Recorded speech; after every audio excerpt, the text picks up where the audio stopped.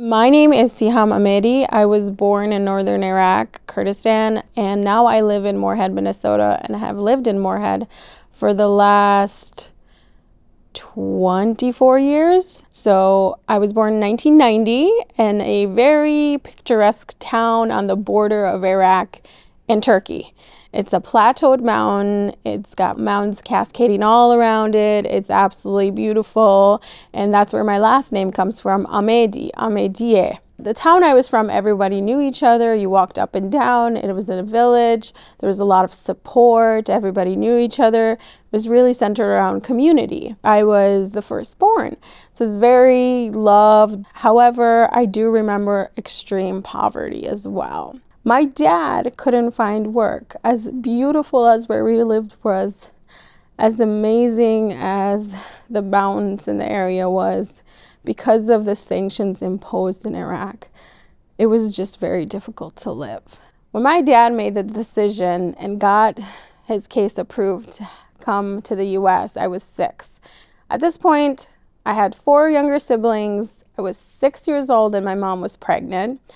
And we were a part of the wave called Operation Pacific Haven that the US did, which was about 6,000 Kurds being transported from Kurdistan, Iraq, through Turkey, and then to Guam for 6 months. We celebrated weddings, we wore our traditional clothes, we celebrated everything. We became so close to the people in Guam, and they were coming to Fargo, that we were too scared to come alone, and my dad asked if we could be resettled in Fargo. We came to Fargo March of 1997, and it was hard. My dad did work at a lot of different things, but he became really frustrated because he was supposed to work, he was supposed to take care of the family, he was supposed to learn the language, and he felt like he had no support.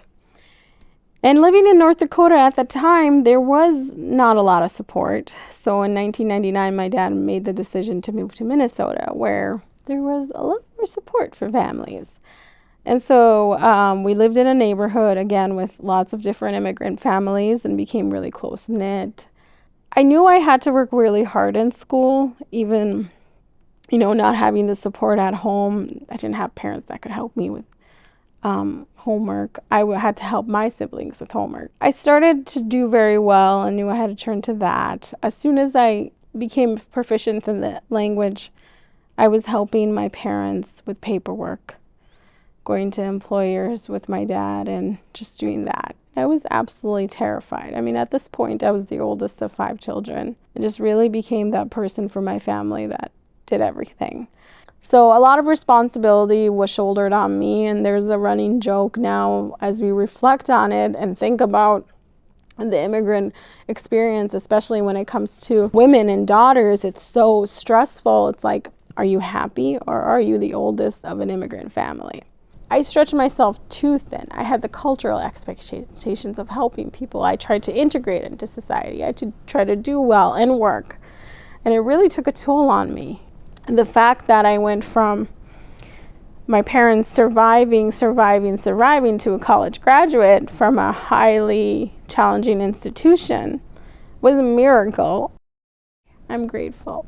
I'm grateful for the opportunities that they did come my way. They were challenging. I'm grateful for the support.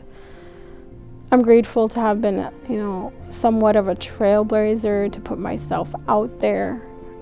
To be involved, not only in my own community, but the greater community, to be outspoken, especially when it comes to human rights things, because of my own experience. I was born 3,000 miles away on a mountain that nobody's ever heard of, and now I'm in the Great Plains. And so I don't know what tomorrow will bring. Funded by the Minnesota Arts and Cultural Heritage Fund, with money from the vote of the people of Minnesota on November 4th, 2008. And by the members of Prairie Public.